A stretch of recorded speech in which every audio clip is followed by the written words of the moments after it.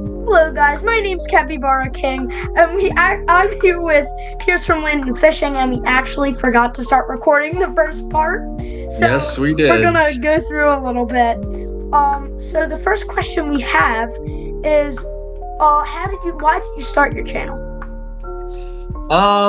There's a lot of different reasons. I think one of the biggest is I have the Lord gave me a very, very large passion for fishing. I love doing it. I have such a great time doing it and just being out on the water. And I wanted to be able to share that with others, be it friends or family or random people. And I wanted to have something to remember too. Just some fun moments, just some cool things that we've gotten to see on the water. And then I think just an opportunity just to share God's creation and just the beautiful gift that He gave us in water and fish and just the passions that He gave us. So I think that's another big reason for me. Yeah.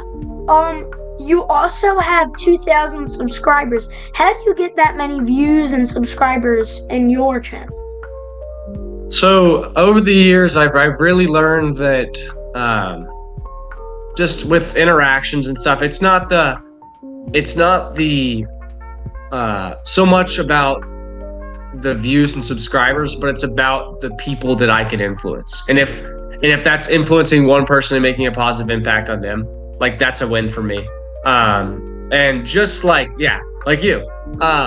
And I think like over the years I've met a lot of like really cool people through YouTube actually. In fact, at Ocean Isle Beach, because most of my videos are there, I've Yeah, genuinely yeah, I've been seen people come recognized. up to you while you're shark fishing. Hey, Yeah, you that guy from YouTube. yeah. I've So seen that happen. yeah, and that's cool. That's cool to just to be an influence, especially on younger kids. I think I've gotten to meet a lot of cool kids from this, and that's been a huge blessing. But I think to do that, to get to the point where I'm at, in the grand scheme of YouTube, it's not that big. 2,500 subscribers or whatever it is now. It's not that big in the grand scheme of things, but I think to get there, it was a lot of effort on just trying to relate to an audience. And that would, a lot of the time, that's just saltwater fishermen around Ocean Isle Beach. It's where a lot of my videos are filmed and centered around. And I think just to have a community where people are going to watch it because of where it is a cool thing. So I think like focusing on either a niche or a group or both, I think that certainly helped me. Yeah. Another question: what editing app do you use? How do you edit all your amazing videos? Amazing is a stretch. I try to let the fish do the speaking, but I use Premiere Pro, Adobe Premiere Pro. I have like a student discount or whatever, so it's not as expensive as it would be if not. Okay, the last time we thought we were recording, this is actually helpful to even me. How do you make your thumbnail and your title be engaging for people to click on? So there's a couple things here. I've talked with some big YouTubers that I'm personally friends with, that have a couple 100,000 subscribers on YouTube. I think the biggest thing is your thumbnail's got to match your title. You don't want to lead viewers astray. You don't want your title and your thumbnail to tell different stories. You want them to tell the same story. And you basically just don't want to mislead your subscribers. Another thing is, and this is a lot more difficult in the fishing world, but you don't want to give away too much in the thumbnail. But you also want to kind of leave it on a cliffhanger. You're like, oh, well, I want to click on that video because I don't know what happens, or I don't know what fish is being caught, or so and so. And that's kind of the difficult balance, because you may catch a giant fish in the video, but do you want to give that away up front? Do you want to save it for the end? And just, you've got to it's a matter of like playing your cards right and how confident you are that your thumbnail can get clicks on the video. So if I have, say, for example, if I have a massive fish or a fish that's rare or hard to come by or something, there's a high chance I'm using that fish in the thumbnail. Even though it gives it away off the rip, it's going to encourage clicks because that fish is an abnormality. Now, I would say if it's something that it's a pretty standard day of fishing, nothing too out of the ordinary, that's where I'd say you want to use something a little bit more general. Now, don't mislead the viewers. You don't want to fake something that didn't happen. But if I, for example, am shark fishing and I didn't catch an 8-foot shark that night, I caught a couple like 5-footers. I don't want my title to say catching monster sharks on the beach. Yeah, That's 'cause misleading the viewers. misleading Mhm. the audience. And I don't want my thumbnail to have a picture of a shark that I didn't catch that night.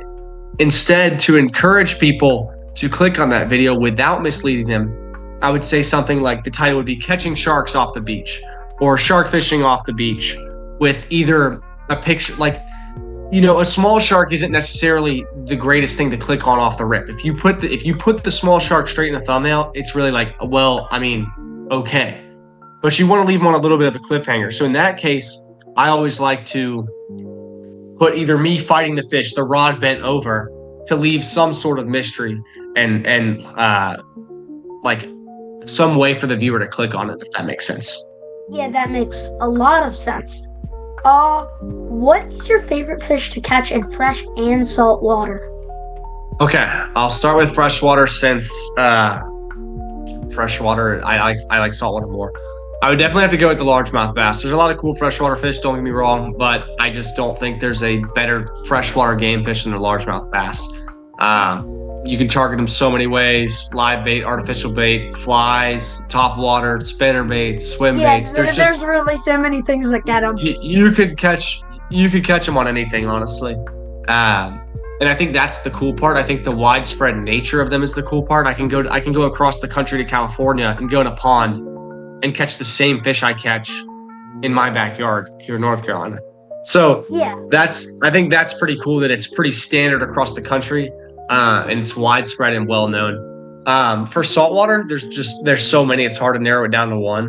But I think one is definitely a shark. Does a shark count? Yeah, shark definitely counts. Because Okay, yeah. Anything you catch from the ocean counts. That So works like for a me. crab could even be it if you wanted. That's true. Yeah, I would say shark is up there. Jimmy, you've been a part of videos I've done. Yeah, I'm in the thumbnail, guys. That's right. He is in the thumbnail.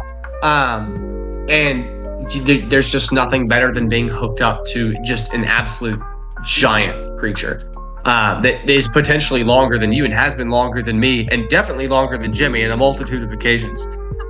Two times, May. At least. So I think that's cool. Just the sheer size of the fish. I think inshore, near shore, I would have to say king mackerel. They just give off screaming runs. They take a lot of line, really sharp teeth, really acrobatic. They jump out of the water. They get big. They're just really pretty fish.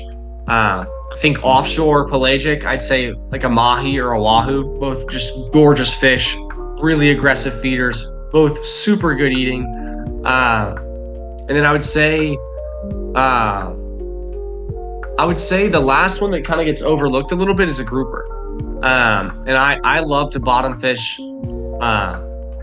There's nothing.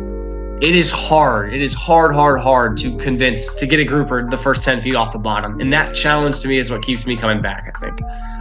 They just dog you and they get down and they try to swim in their holes. And it's a genuine challenge to catch them as opposed to some species. They're smart. So those are definitely a few of my favorites. I'd say I can't really narrow it down to one, but especially in saltwater. Yeah, grouper can get really big too. Really big. Yeah.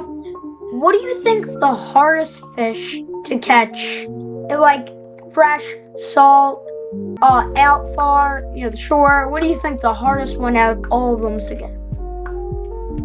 That's a good question. I think there's two different ways to take this. I think there's a hard in terms of resources and time and money and effort spent. I think that's a category of hard, and there's also the hardest fighting. So I'll start with the resources and time part. I think sharks are up there. It's not terribly hard to convince them to bite. It does take hours upon hours of work, preparation, sitting on the beach, I've bait. been there. Yeah, you've been there, done that. Kayaking out stuff, just a lot of physical labor too. So I think that's the hardest in terms of overall preparation.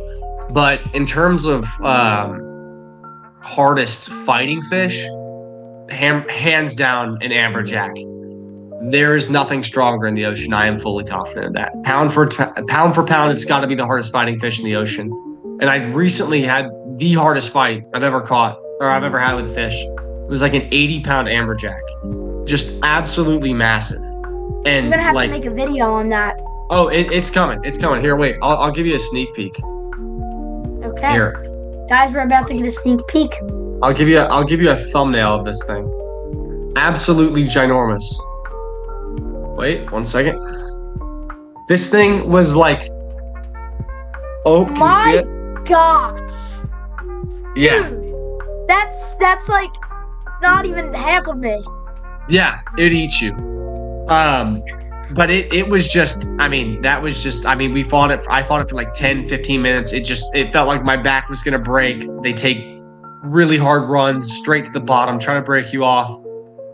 By far the hardest fighting fish. It is painful to fight them sometimes. They're probably very smart too if they're trying to break you off on purpose. Yeah. Oh, they're very smart. They know where to go. Straight down, straight to structure. Now here we go more into my edits station. Do you have any pets? Do I have any pets? I have a cat who was just sitting right next to me. I don't know where she went, but I have a cat. Well, our family does, not me personally. And then this is the last question. Since I'm your cousin, and my name may give it away, what do you think Capybara King's favorite animal is? The name, Pierce. I'm gonna have to go out on a limb. I'm gonna have to go out on a limb here and say the capybara. Yeah, great job.